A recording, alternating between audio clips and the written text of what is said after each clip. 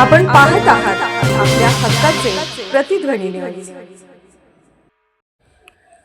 उमदी येथील तरुणाचा जतमध्ये ठेचून खून, तपासासाठी 2 पथके रवाना, जिल्हा पोलीस प्रमुखांची भेट।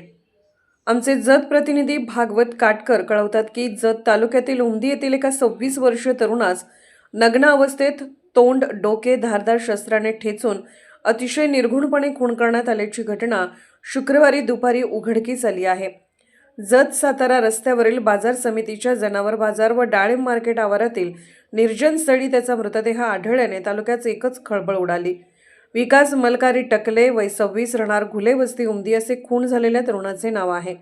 एकीकडे जतची यात्रा सुरू आहे आणि पालिका निवडणुकीमुळे तापलेले वातावरण असतानाच हा खून झाल्याचे उघडकीस आल्याने पोलीस यंत्रणेसह नागरिकही चक्रावून गेले होते। मयत तरुणाचे तोंड, डोके ठेचल्याने पोलीस यंत्रणेस सायंकाळपर्यंत ओळख न पटल्याने खुनाचे गूढ वाढले होते।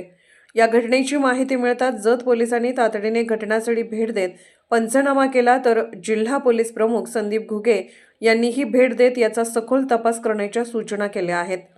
पोलीस आणि घटनास्थळावरून मिळालेली माहिती अशी की मयत विकास टकले हा आपली आई तीर्थाबाई हिच्यासोबत उमदी येथे वास्तव्यास आहे। गुरुवारी सकाळी आईला गुडघ्याचा त्रास असल्यामुळे तिला दवाखान्यात दाखवण्यासाठी माडगेळ ग्रामीण रुग्णालय येथे आला होता। तेथे दवाखाना करून तो आईला उमदीस पाठवून एकटाच जत यात्रेत जातो म्हणून आला, परंतु सायंकाळपर्यंत तो गावाकडे गेलाच नाही, शिवाय त्याचा संपर्कही झाला नाही। त्यानंतर आई देखील त्याला शोधण्यासाठी जत येथे आली होती। येथे आईने आणि त्याच्या बहिणीने नातेवाईक व गावात चौकशी केल्यानंतर तो सापडला नाही। दरम्यान शुक्रवारी दुपारी 12 वाजण्याच्या सुमारास जत येथील जनावरे बाजार आवारात एका तरुणाचा नग्न अवस्थेत डोके ठेचून खून झाल्याचे दिसून आले। ही घटना बाजार समितीच्या कर्मचाऱ्यांना समजताच त्यांनी तातडीने धाव घेत सदर घटनेची माहिती जत पोलिसांना दिली। उपविभागीय पोलीस अधिकारी सचिन थोरबोले, पोलीस निरीक्षक संदीप कोळेकर, उमदीचे निरीक्षक संदीप कांबळे यांनी तातडीने भेट दिली। पोलिसांनी तपास केल्यानंतर हा तरुण उमदी येथील असल्याचे समजले।